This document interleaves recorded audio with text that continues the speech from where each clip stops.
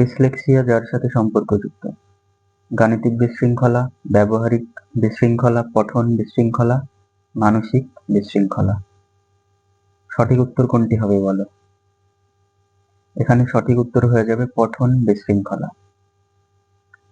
কারণ ডিসলেক্সিয়া ব্যাপারটা হয় কথা বলার সঙ্গে সম্পর্ক, ঠিক আছে? যে তুমি ভুলভাল কিছু বলছো কিনা, সঠিক প্রোনাউন্সিয়েশন উচ্চারণ করছো কিনা। ওকে,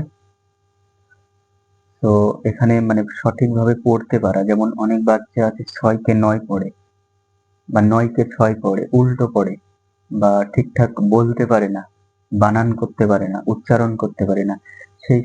সেই রিলেটেড প্রবলেমকে বলা হয় ডিসলেক্সিয়া।